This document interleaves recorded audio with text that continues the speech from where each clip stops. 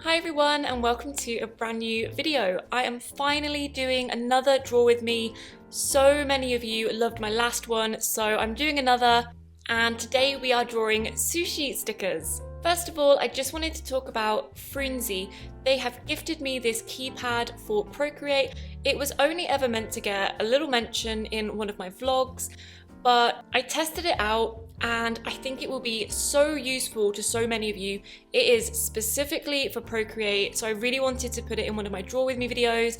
I just use it throughout this video and it just connects via Bluetooth, and then all of these buttons are specifically for Procreate. So when you're drawing on your iPad, you don't need to use your drawing hand to stop and start when you want to flick between the pencil or the eraser, for example. So let's open the canvas. I am doing my canvas as 3000 by 4200 pixels. Now this is just what I'm using for my sticker sheets.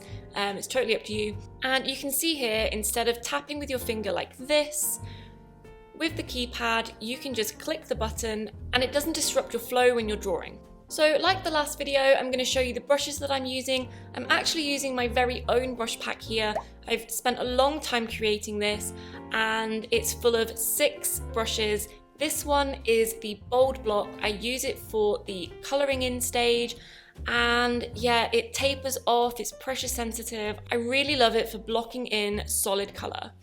Now for my sketching brush, I made quite a few alterations to it. So on the left hand side, you can see how the brush is now. It's really smooth and it's great for getting down those rough sketches. We've then got my favourite, it's the bristly brush. I use this for my line art and it's got such a nice texture. It's almost like concrete. I really love the kind of grittiness to it, but it's not too much. So for line art, it works really well. It's pressure sensitive, and if you want a bit more texture, we've got the toothy texture. So I use this to add some texture detail to my illustrations, but this one also works great for line art as well as colouring in if you want larger bits of texture. We've then got another line art brush. It's called the Prickly Pen, and this one is great for having a more solid line art but still having that texture. It's got like an ink pen bleed to it. It's another great one for line art, and you can see here it has a really nice inky bleed. We've then got the Lacy line, which I love. It's another great line art tool. It's great for adding detailing, and you can get all of these brushes on my Gumroad. I will leave the link in the description below. They're really affordable. It's only £4.30 for the entire brush pack. You get 6 brushes and you'll see me using them throughout the video. And of course, the first thing I do when I'm looking at a new sticker sheet is think of a theme, and this theme is sushi. Now, having decided on my theme, I always head to Pinterest, and then once I've selected a few photos, I go to Reference, Import, and then I choose one to import. Now, I don't tend to copy the reference exactly. The reference photos are really just used to make sure that I'm getting the sushi correct, because although I love sushi, I'm not a sushi expert, and it's just good at looking at for inspiration without having to think off the top of your head. Maybe I could have gone to a sushi restaurant and done market research. That would have been a good excuse to eat sushi. So one thing I forgot to do was add my sticker banners. I like them to be the same across all my sticker sheets, so I go to an older sticker sheet and I select just the banner. So there's no background color, it's just a PNG. And then I know that when I import this into the other sticker sheet, it's exactly the same measurement. So I go to Settings, Copy Canvas, back to my canvas, click Settings and Paste. So now that I know where my borders are for my sticker sheet, like my title, I can move my stickers to make sure they're only within the white section. I don't want them overlapping onto the border. So I'm going to skip through a bit of the sketching stage. I like to show the sketch from the beginning. I don't want to sugarcoat it that my drawings are perfect before I get into the line art, but this video was pushing over an hour, so I've had to cut it down a bit. I still want to show you the process and how rough my sketches look. So I tend to draw things a little bit bigger than I actually have them on the page. I think it's just a habit. I'm not very good at drawing small. Yeah, you can see here I'm using the Procreate keyboard to make selections and my camera dive.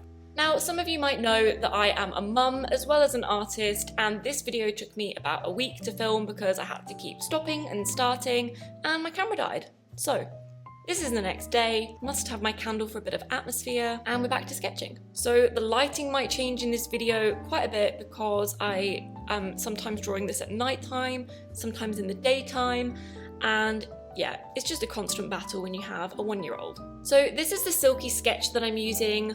I love how smooth it is and it's just really easy to get ideas down. Yeah, I really enjoy using this for my initial sketches.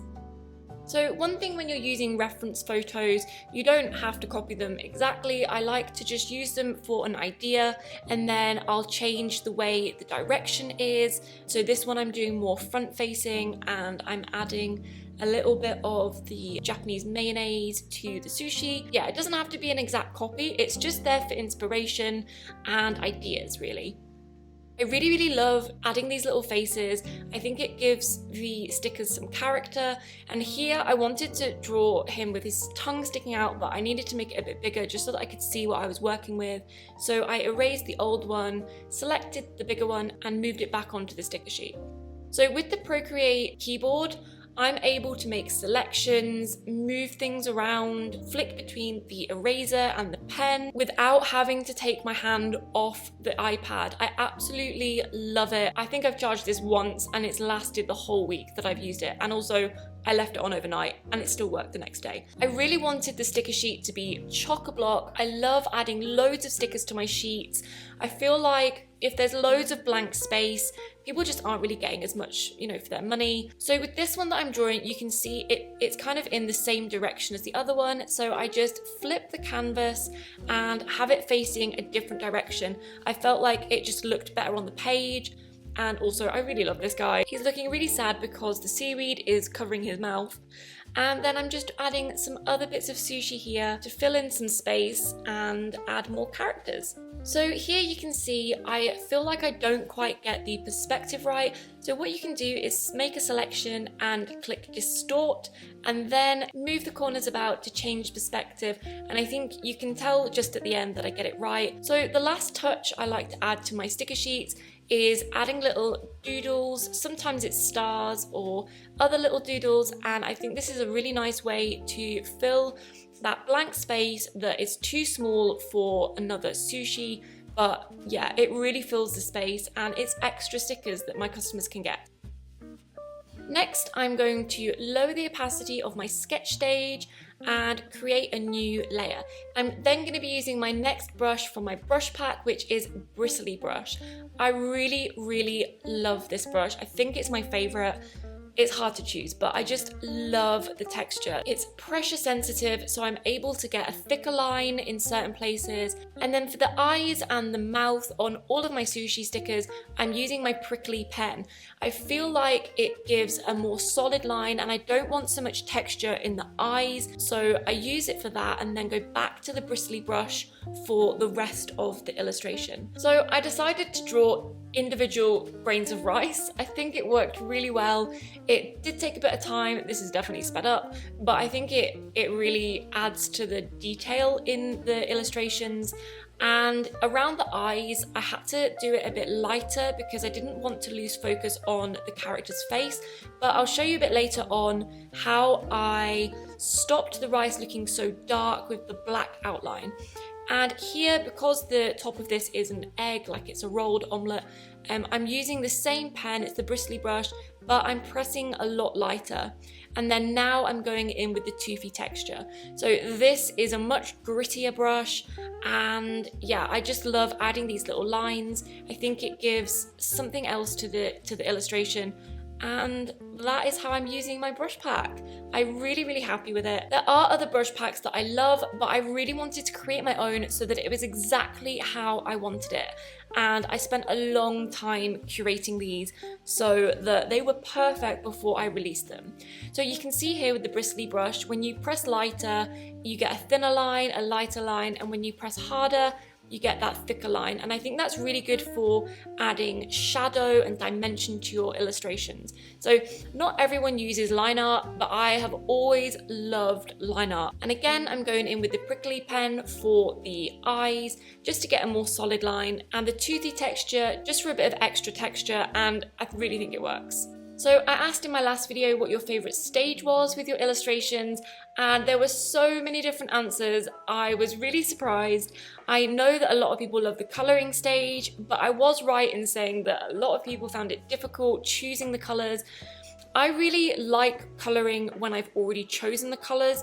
The choosing of the colours is the hardest part for me, and then my favourite part is the line art. So I've kept a lot of that in. So I've added some timestamps in this video, so if you want to skip ahead you can to different stages, but I think it's nice just to have this on in the background with some cozy music. So I really hope you enjoy it as much as I enjoy filming these. I have decided to focus my channel more on these draw with me videos and art tutorials. So if you like this video, please do hit that subscribe button. There are going to be more of these videos. Like I said, it's going to be more of a focus on my channel.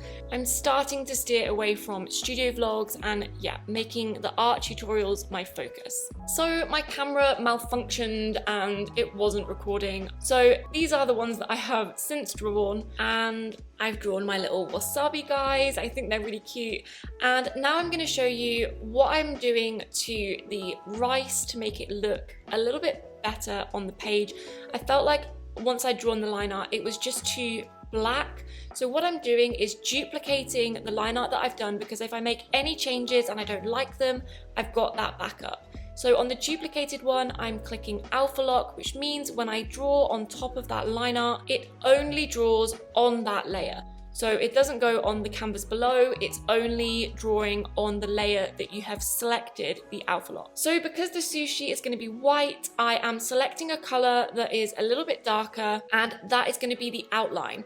So because I've clicked alpha lock, I am coloring in the line art only, and then creating a layer below, and changing my color to white, going to my bold block, and colouring in below the new line art colour. I just wanted to show you what the rice will look like at the end, because halfway through I realised that the black outline just wasn't really working. It was a bit too messy on the page, so I wanted to show you what it would look like quickly. I'm going to do that at the end, but for now I'm going to go back to my line art. As you can see here with my bristly brush, you can do some really thin detailed lines but still keep that texture, and then my prickly pen again on the face.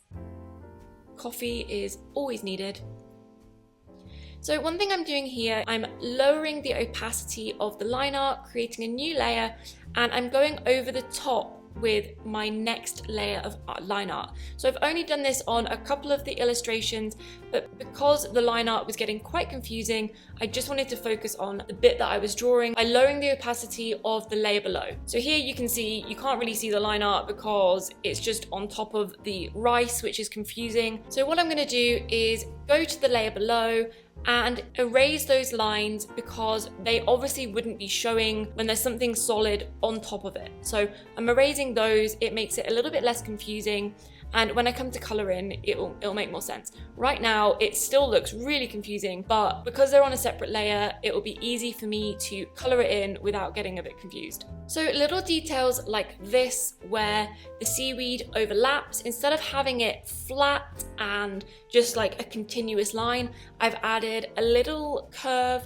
just to show where the seaweed overlaps when it's wrapped around. I think it's details like this that really add to the illustration. So again, I'm lowering the line art opacity and going back to the layer above, and I'm adding these little spring onion details, and again going back to the main line art layer and erasing those lines. So you can see it's just an easier way of drawing on top of your illustration without confusing yourself with a load of different lines. Sometimes you can use that little textured line to add shadow and showing the darker section like you can see on the left. It's just another way you can add a bit of shading and depth to your illustrations. Now obviously this is just my illustration style. Some of the simpler styles wouldn't have this kind of texture, but it's just my preference. I really love it. I think it really adds something to my illustrations. I really love this little smile. It's such a simple line, but it's like a little smirk. So let me know in the comments below if you enjoy the voiceover. I know some people like these just to have the cozy music. I hope I'm not talking too much. I feel like I just want to explain my process and share any hints and tips. I hope I'm not repeating myself from the last video. But so many of you asked for another one that I really felt like I wanted to share as many hints and tips as I could. So I am loving how this line art's turning out. I actually did a Japanese goodie box a few months ago and I absolutely loved drawing the sushi on that, and I could not resist drawing a full sushi sticker sheet. This is going to be available in my shop and you can buy it along with a sushi sticker pack. I'm really happy with how it's turning out so far. I'm just going to let a little bit of music play, some cozy atmosphere, and then I'll get back to chatting.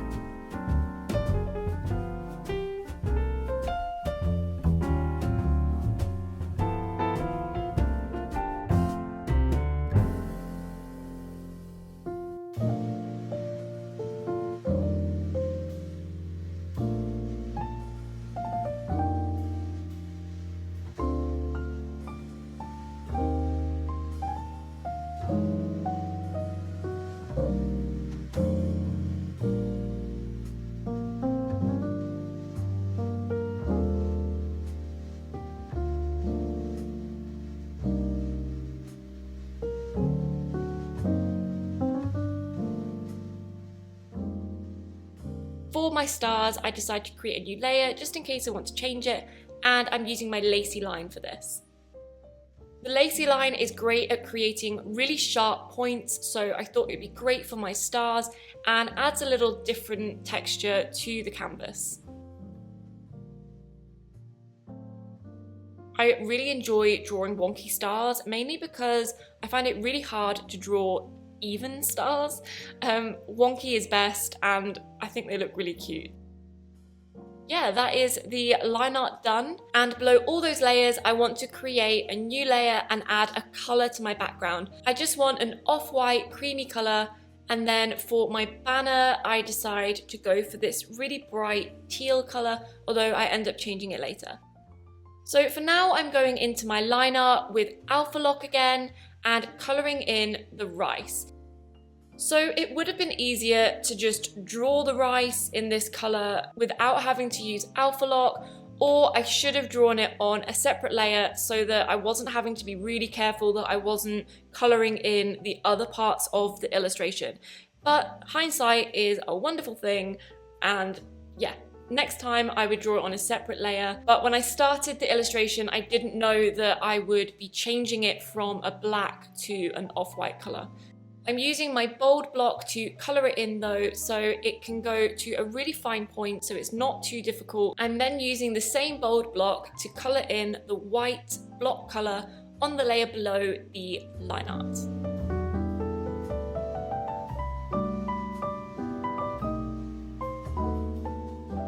So now it's time to pick my colours. I honestly don't really have an idea yet. I'm just going through my canvas and getting rough colours down on the page. I'm not worrying about colouring inside the lines, I'm just getting ideas down. A few people have asked me why I don't just colour in like properly and then change the colours afterwards, but when I'm colouring, it's just personal preference. I really like to enjoy the colouring process, take my time, and if I'm using colours that I don't quite like, I don't enjoy the process as much. So what I'm doing here is finalising the colours that I want, so I tweak them. That's why I'm putting them down really roughly. I'm not spending time colouring in inside the lines, and you'll see in a minute I use gradient maps to just finalise the colours that I want to use in the illustration. And then once the colours are chosen, that's when I can go in relaxed, knowing that the colours are already picked. And when I'm colouring in properly, I can just take my time, knowing that the colours are already chosen. So I want to copy the canvas so that I can play around with the colours. So I select only the stickers, I go to Tools, Copy Canvas, and then at the top I am pasting that canvas. So now those stickers are all on one layer without having to merge all the layers, because I don't know if I'll keep this. So I duplicate the layer and go to Gradient Map, and usually I go to Luminosity, and I just have a play around with the opacity. Honestly, this took me a really long time. You'll see that I zoomed through all the different blend modes just to get the right kind of combination. What I like to do is, once I've got that gradient map, I then duplicate it and play around with the duplicated layer. So I've got luminosity on the bottom layer, and then maybe I do pin light or add or color burn, and again I play with the opacity. Here you can see I end up not using those ones and I duplicate it again because I just wasn't happy. So I try using a different gradient map. I decide to try the breeze and change that one to luminosity, see what it looks like. I really encourage you to try these different blend modes, and if you've copied and pasted the canvas, you're not having to worry about merging all those colors that you've done and then not being happy with them. And yeah, doing it this way, it means that the line art also changes. So this line art color actually changed in the end to a really like royal blue, and I absolutely loved it. If I had just done the color changes to the block color, the line art would have stayed black and it maybe wouldn't have looked as good in the end. So I decided to change the banner color to match some of the colors in the sushi, and I've copied and pasted the canvas again just so that it's all on one layer with the background layer. And then what I can do is select it, change the saturation, the hue, have another play around with the colors, minimize that layer. So by having this layer in the top corner, I can just eyedrop the color that I want to use. And now I am going in with my bold block and I'm coloring in properly, knowing that I don't need to alter the colors. I know that these are my final color choices, and I don't think the camera really picks it up, but the colors work really, really well. So I haven't shown you me coloring in because honestly, this video was getting super, super long. So I can get rid of that color sample, create a new layer, and now I'm going in with my shading. A few of you have asked about this, so I'm gonna try and explain it as best I can. I change the blend mode to multiply, and then I usually choose a kind of blush pink. So I'm really gonna try my best to explain it. I use a clipping mask, which means whenever I draw, it's only drawing on the layer below. Now, because this is set to multiply, you can see that it acts almost as a filter. So this color that is on top of the layer below is picking up pigments from that color. So for example, I'm drawing across two different colors, but the colors are turning out different. So when it's on the pink, it's like a red color. When it's on the red, it's a really dark color. Now it means that you can use one color across when you're going across a different color. I really hope that makes sense. Let me show you what it looks like if I was just to color it on the normal layer. It would just color one block color and it would hide the color underneath. With the multiply, you aren't hiding the color underneath, you're just adding a filter on top of that color. So you're enhancing the color below. I really hope that makes sense.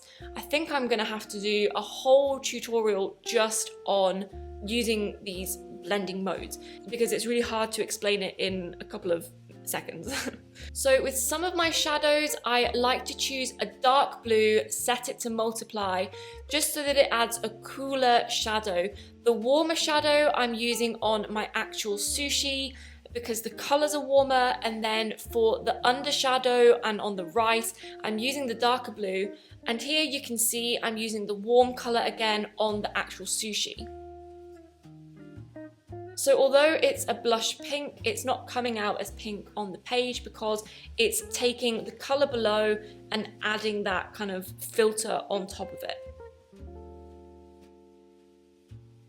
I like to also do block shadows on the sides of things just to show a really sharp contrast in the light, and I think it really adds an extra dimension to the illustrations.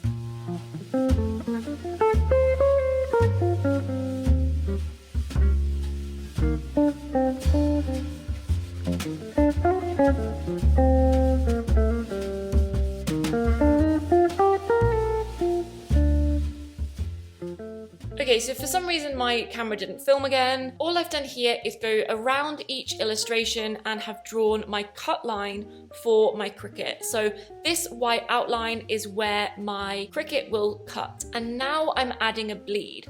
Because I haven't got a white background, I've got a coloured background. So when the cricket cuts, I really want to make sure that if it cuts slightly offline, it's still going to be white on the sticker. So I'm just adding a bleed here. The reason I'm drawing it in black is just so that I can see the contrast between the cut line and my bleed line. I then go in and change it to white. So you can see here the difference between the cut line and the bleed line. The bleed line's a lot thicker, but the cricket will cut on the line closer to the sticker, and then the bleed line acts as a buffer. I then like to go in and add an extra detail to my background. I'm really enjoying doing this kind of textured square pattern. I'm using the toothy texture for that. And then I'm going in with my font and adding all the details that I have on all my sticker sheets. I like to make sure I keep the same layout so it all looks the same across my shot. So that is it from me. Thank you so much for watching this video. I really hope you've enjoyed it. Let me know if you enjoy the voiceover explaining. I do feel like it's really hard to explain it in such a short period of time. This is me printing them, by the way. I thought I'd actually show you what they look like once they're printed and cut. And yeah, I really love how they've turned out. I think the colours have come out so vibrant on my printer. I love how my brush pack is looking, so don't forget you can grab yours in the description below. And that's it from me. Hopefully you'll see me again really soon for another Draw With Me video. Okay, bye guys!